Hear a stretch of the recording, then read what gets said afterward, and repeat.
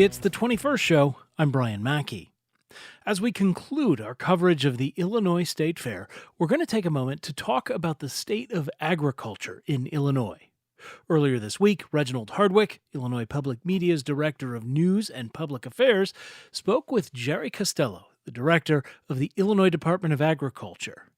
They talked about this year's growing season, effects of the USAID funding cuts, and how federal immigration policy is being felt in the fields of Illinois. As I said, this conversation was taped earlier this week, so we're not taking calls live today, but let us know what you thought. Talk@21stshow.org is our address. Talk@21stshow.org. Okay, here now is Jerry Costello, Director of the Illinois Department of Agriculture. Thank you for joining us again on the 21st show.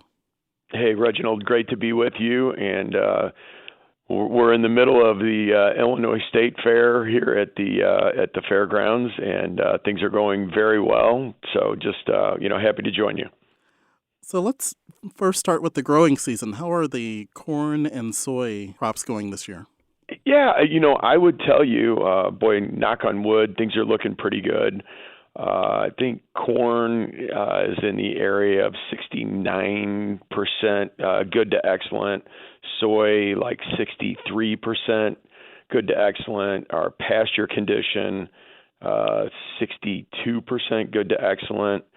Topsoil moisture is one of the things, obviously, that's so important. So we're, I think, like 66% adequate, 16% surplus. So in general, I would tell you we're expecting some really, really good numbers for fall harvest. I can also tell you the wheat numbers that we've been hearing have been really good. So we've got our wheat harvest done and looking for numbers to come out in the very near future. If you go 2 years ago, we were in the high 70s, which was a record at that point in time. Last year, we were in the mid 80s, setting another record. This year, I would not be surprised if we set a record for wheat harvest again, somewhere in the 90 bushels an acre, 90 plus bushels an acre range. I understand the year got off to a rough start a little bit with the weather in southern Illinois. How are those farmers doing? So Reginald, I'm really glad you brought that up. It's interesting because the weather pattern in the state of Illinois has been very interesting the last, I'm going to say roughly three to 4 years. It's been inverse to the way it used to be. Southern Illinois in the last 3 to 4 years has experienced a lot of rain. And it used to be that, there was more drought experienced in southern Illinois.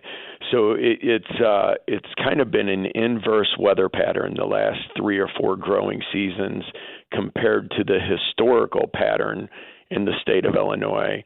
As a matter of fact, especially deep southern Illinois, so you get towards the Kentucky border, there were farmers that were not able to get crops in because it was so overly wet. So how are they doing now? Have they just kind of played it down for this year, or? So I would say, depending on where you are, you've got both scenarios. Some people were able to get them in very, very late. And honestly, some just were not able to get crops in, especially by, insurance cutoffs as well. As we know, President Trump's administration and its Department of Government Efficiency dismantled the U.S. Agency for International Development, or USAID. Places like the Soybean Innovation Lab at the University of Illinois, Urbana-Champaign, and other universities around the country had to close, and they were part of the Feed the Future initiative to address global hunger. Can you tell us a little bit about the relationship Illinois farmers had with programs like USAID? So I will tell you, so there's a number of things that I can tell you there. Number one, I think a lot of those cuts are from a technology aspect going to be devastating to, for instance, Illinois, which is the number one soybean producer in the United States. We're the number 2 corn producer.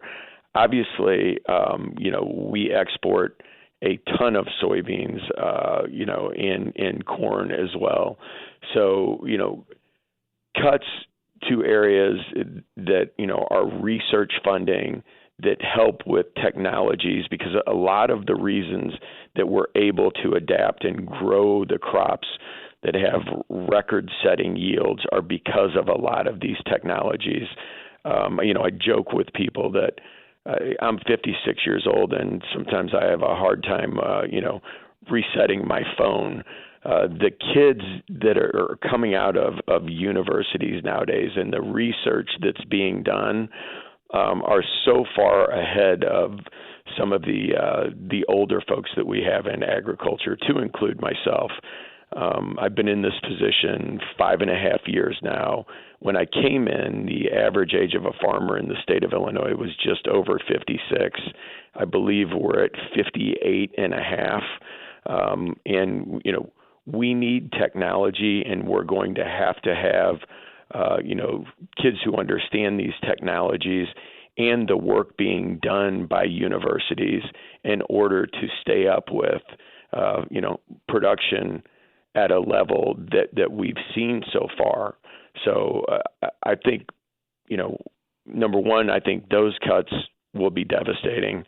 And honestly, as we're talking about cuts and things that have been done under the Trump administration and, what's going on, the tariff aspect of things has been so devastating to agriculture, not only in the state of Illinois, but in the U.S. in general. And I'm sure that you're well aware of this, but literally we just hit record trade deficits for the first half of 2025. I think June alone was about $4.1 billion, but $28.6 billion is the trade deficit in literally the first 6 months of this year. Again, Illinois, the number one soybean producer in the United States. China is the number one importer of ag goods in the world, and they have yet to receive a shipment of soybeans from the United States since January. I think, we're right at the date right now, August 11th. If nothing is done, which I'm not aware of any shipments, being placed or are headed to China, it will be the longest ever in recorded history as far as, when a shipment would start. And that's if they actually, choose to take shipments from the U.S. They've sourced especially soy products from Brazil, Argentina, South America. So there are a lot of troubling and concerning issues that farmers, whether you're a soybean farmer, a corn farmer, row crops in general, in the state of Illinois or in the country, we need to be concerned about. I remember lots of anxiety here in the Midwest with farmers that grow soy back in the first Trump administration, and I remember a lot of anxiety earlier this year. What are farmers telling you now? So, I'm just going to be really, really blunt, and this may not be, popular to say.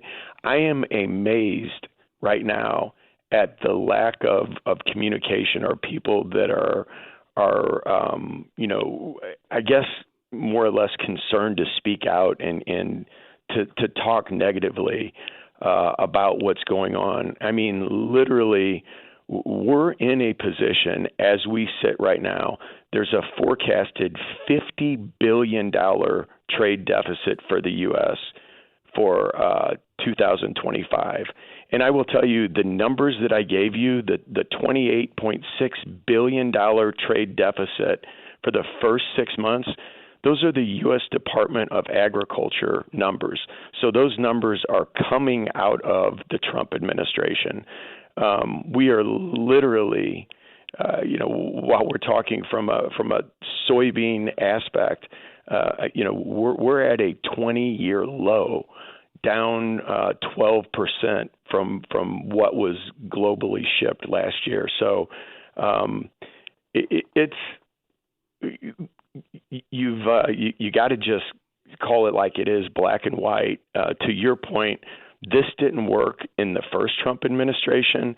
As a matter of fact, and boy, I'm going to do these numbers by memory, and I know I'll be close to them, but I think, in the first administration, when these tariffs were put on China specifically, I'm talking about soybeans specifically, I think at that point in time, about 60% of the soybeans that were received by China came from the U.S. Those tariffs were put in place by the U.S. on China. I think that number the next year went somewhere into the 11 or 12% range. So from around 60% to about 11 or 12%. And literally when President Trump took office, that number was somewhere around 50 or 51%.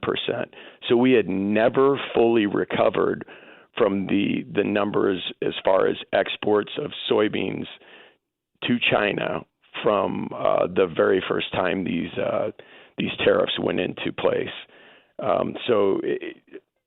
Look, in my opinion, this is my personal opinion, one person's opinion as director, what I see in the state of Illinois, these tariffs are devastating to Illinois farmers in the Midwest who are, row crop farmers. Let's talk about immigration. President Trump and his administration will release new rules and regulations on migrant farm labor, but nothing has officially been put out there yet. What have you heard from the federal government? That's been a very interesting dynamic as well. I can tell you specifically what we've seen, and probably for the state of Illinois, a lot of the immigration aspect, some of it would probably focus on meat processing plants. Boy, and I think these are USDA numbers as well, and I'm trying to recall some of the facts and figures and numbers I've read put out by the federal government and the U.S. Department of Agriculture. I think about 40% of ag workers are what's deemed as unauthorized workers. I believe about 12% are authorized immigrants. So, you're looking at anywhere from 52 to 54% that are immigrants, and over 40% are termed unauthorized. So the number that represents in the overall agricultural labor workforce, that is massive. And when you look at what agriculture does and what it means to the United States and to the world, the food supply chain, the security of the food supply chain, these are very, very, very troubling statistics when you figure out how this would play into a long-term situation or structure. Are you hearing from farmers that they're concerned about a lack of labor, or are they concerned about a lack of labor once the harvest season starts? So I would tell you, especially like specialty crops. So if you're talking, orchards, things like that, they're absolutely extremely concerned as far as labor. I will also tell you, when going back to meat processing, one of the issues that we were hearing from some of the smaller meat processors in the state of Illinois, during the whole situation when you had, some ICE raids going on in whether it's surrounding states, what have you, you had numerous employees who were not showing up for work. So you may have, a small meat processing plant that has 10 employees, and 4 or 5 of them would not show up for work because they were, afraid that someone was going to come into the plant. And some of these are legal immigrants, but they're concerned about being harassed, to be very blunt with you. Jerry Costello, Director of the Illinois Department of Agriculture, thank you for joining us on the 21st Show. Reginald, thank you very much. And that's all the time we have for today. The 21st Show is a production of Illinois Public Media. I'm Brian Mackey. Thanks for listening. We'll talk with you again on Monday.